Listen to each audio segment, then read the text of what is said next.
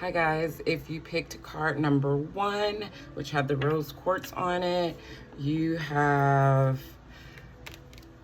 the 3 of swords in reverse, and the Moonology card says you are good enough, full moon in Virgo, which will be happening in, actually it already happened this year, but here's the thing, you are healing from some situation. You know, full moon is completion, Virgo is the healer, it is the Virgin card, it is the Hermit card in tarot, so it's all about going inward and healing yourself. And the 3 of swords upright is the card of heartbreak and just devastation from a heartbreak. And so when it's in reverse, there is this energy of healing, or you have been healed. But if you haven't, which, you know, healing is not linear, there is ups and downs as we go through our healing journey. And this full moon in Aquarius might have brought up some feelings of like, oh my God, I thought I had healed from that. Why is that still bugging me? Or something that has been surfacing that you were not expecting. But don't take that as a setback. Take that as like, okay, there's a little bit more that needs to be done, and that's okay, because that's just life. I hope this has been helpful. Hi guys, if you picked pile number 2, let me look and see what you got. Oh, okay. You got the Tower, and the Moonology card that you received was your dreams need a practical plan. Full moon in Taurus. The full moon in Taurus is not going to happen until November. And, you know, the Tower card, there's something about, like, you know, you need to, like, get it together. You know, you need to end it. You know, you need to rework it. You know, you need to redo something. And if you are a fixed rising, this might indicate Uranus and Taurus in one of your houses that is either going to oppose the full moon in Aquarius or might square the full moon in Aquarius, which will cause some upheaval. It doesn't necessarily have to be a physical upheaval like you getting kicked out of somewhere, or a breakup, or getting fired from a job, or something like that. It could be like an emotional upheaval, like, oh my God, I didn't know that I need to still work on this. Full moons are a culmination. It's a time to heal. It's a time to relax. Or release, sorry. And with it being Taurus, it's like stability. So what have you been like trying to not get together that is creating this unstable atmosphere for you?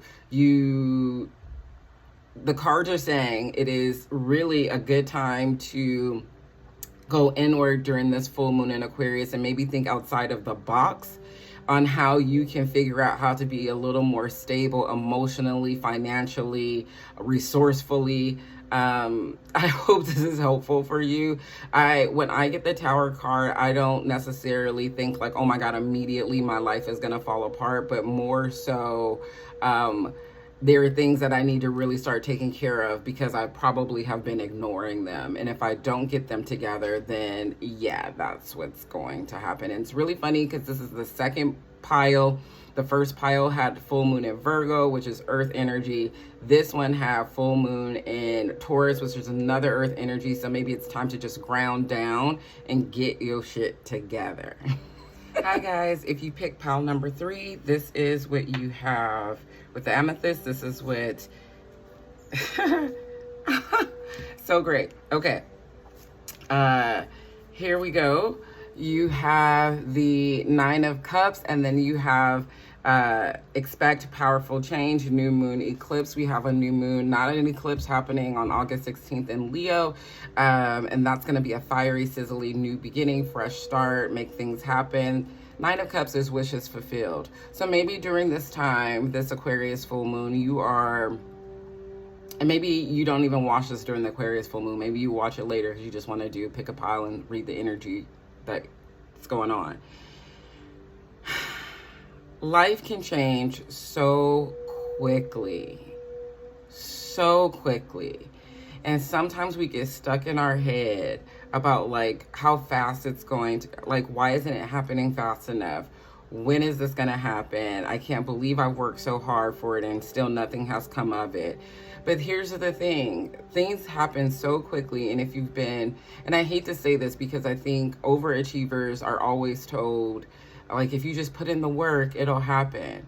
But what I can tell you as I don't really do overachieving anymore, like as a hard worker, Capricorn sun, is that sometimes you just have to be patient. Sometimes you have to count the little things to see how many you actually have.